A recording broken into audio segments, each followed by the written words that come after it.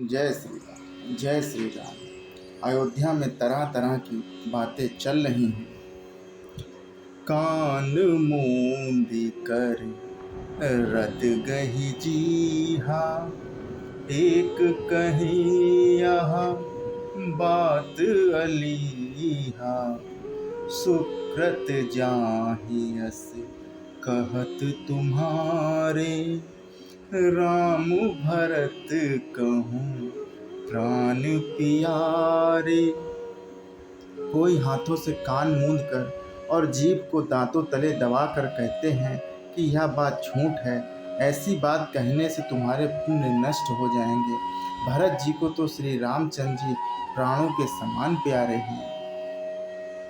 चंदु चवै बरु अनल कन, सुधा होई विस्तूल।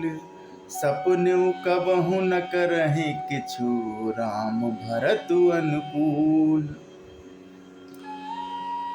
सपनेहु कबहु न करहि किछु, भरत राम प्रतिकूल। चंद्रमा चाहे शीतल किरणों की जगह आग की चिंगारियां बरसाने लगे और अमृत चाहे विष के समान हो जाए, परंतु भरत जी स्वप्न में भी कभी श्री रामचंद्र जी के विरुद्ध कुछ नहीं करेंगे। एक विधातहि दूषण देहि, सुधा देखाई दीन बिसुजेहि।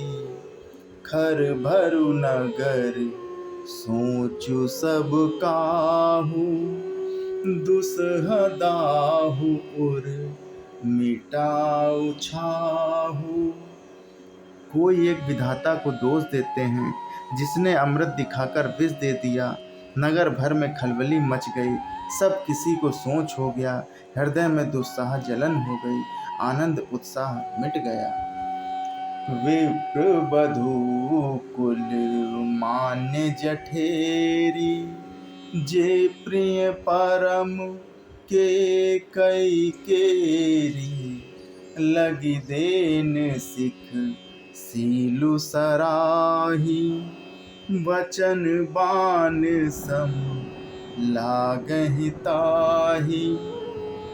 ब्राह्मणों की स्त्रियां कुल की माननीय बड़ी बूढ़ी और केकई की परम प्रिय थीं।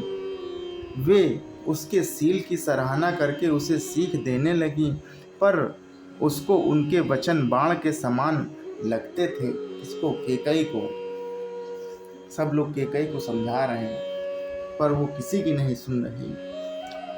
भरतु न मोहि प्रिय राम समाना, सदा कहूँ यहु सब जगु जाना।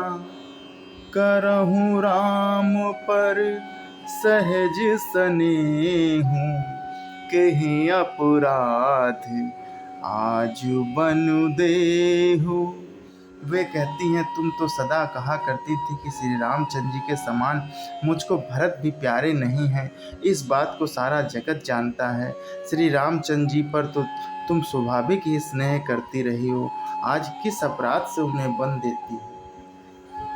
कबहु न कियहु सौतियारेसु, प्रीत प्रतीति जान सब देसु। कौसल्या अब काह बिगारा, तुम जेहि लाग वज्रपुर पारा। तुमने कभी सौतिया डाह नहीं किया, सारा देश तुम्हारे प्रेम और विश्वास को जानता है। अब कौशल्या ने तुम्हारा कौन सा बिगाड़ कर दिया जिसके कारण तुमने सारे नगर पर वज्र गिरा दिया। सिए किए पिए संग परिहरी, लखन की राज रही धाम। राजु की जुबहु भरतपुर, नृपु की जियहि बिनु राम।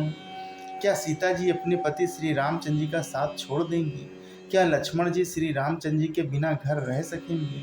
क्या भरत श्री रामचंद्र जी के बिना अयोध्यापुरी का राज भोग सकेंगे? और क्या राजा श्री रामचंद्र जी के बिना जीवित रह सकेंगे? अर्थात न सीता जी रह सकेंगी, न लक्ष्मण जी, न भरत जी, और न राजा ही जीवित रहेंगे। सब कुछ उजाड़ हो जाएगा।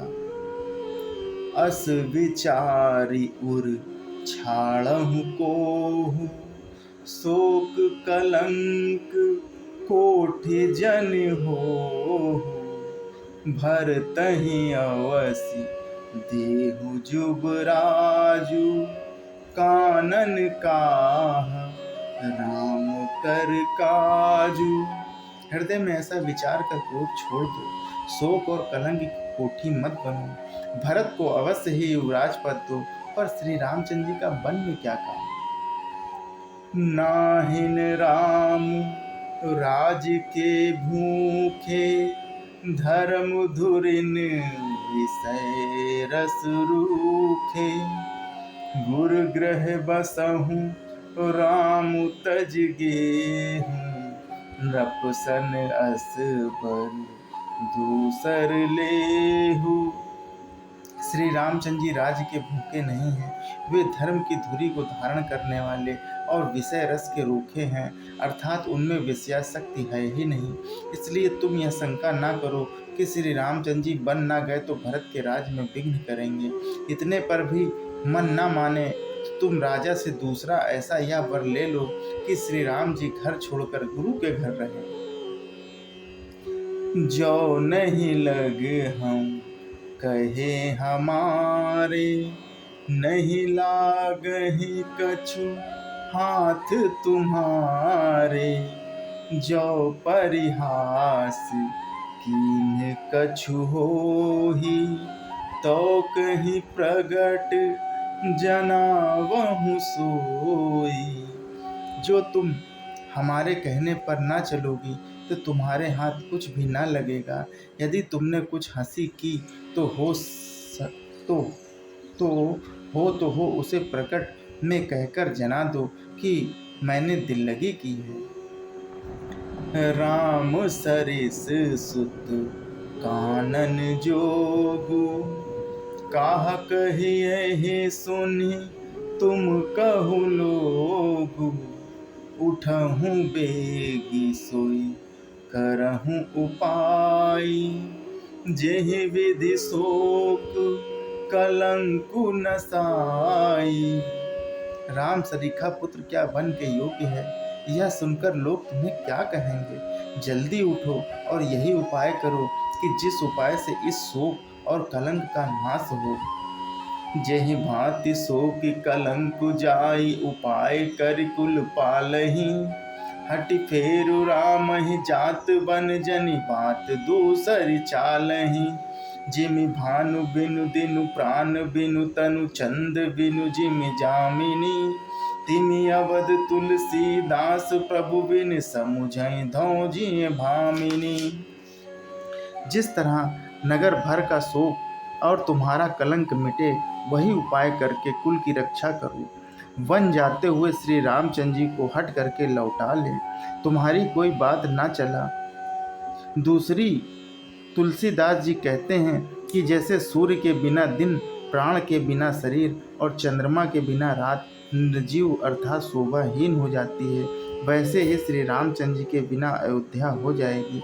हे भामिनी, तू अपने हृदय में इस बात को समझ विचार कर तो सही। जय श्री